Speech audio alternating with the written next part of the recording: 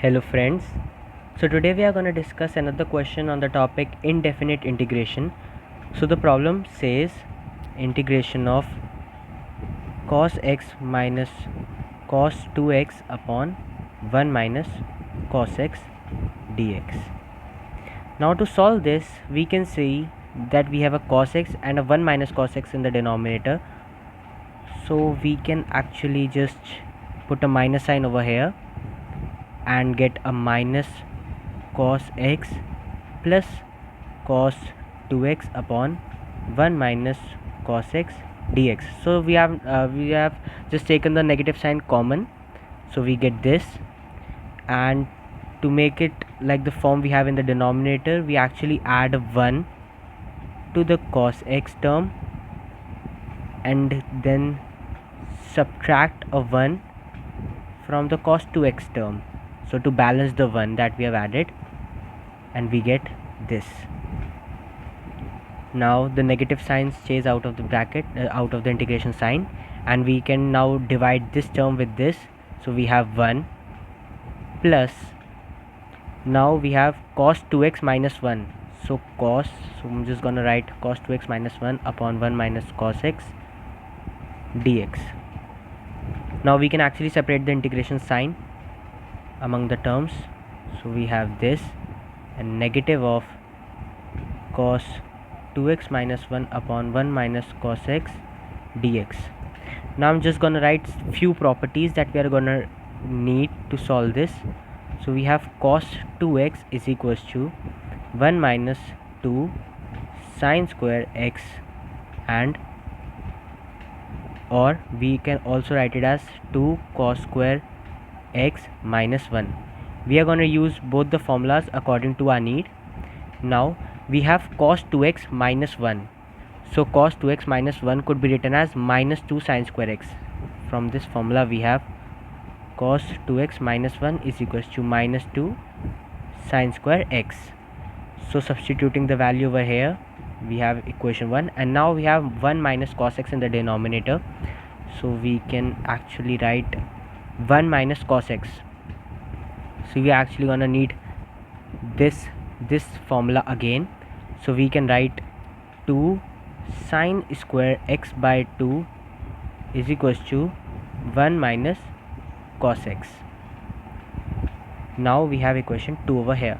So this term remains as it is, and we have minus of 1 dx, negative of, now cos 2x minus 1 is minus 2 sine square x upon, and 1 minus cos x we have from equation 2 as 2 sine square x by 2. Now from this we can integrate and we can get a minus x over here, and then negative sign goes inside the integration and we get a plus over here, and a 2 gets cancelled with the 2, and so we have sine square x upon sine square x by 2. So now the angles are in different composition over here, so we just make it in the same like form. So we can actually write sine x. We are going to need another property, which is sine x is equals to 2 sine x by 2 into cos x by 2. Now putting the value over here, we have sine x whole square. So we have 2 sine x by 2 into cos x by 2 whole square upon sine square x by 2. Now the angles are in same form, so we can just simplify them. So we get sine square x by 2 and sine square x by 2, which gets cancelled, and we are just left with the 4 cos square x by 2. So we have a minus x plus 4 into cos square x by 2. Now to integrate the cos square x by 2, we now need again this formula, which is cos x is equals to 2 cos square x by 2 minus 1, and now we can actually just take the negative sign over here and divide it by 2 to get a cos square x by 2.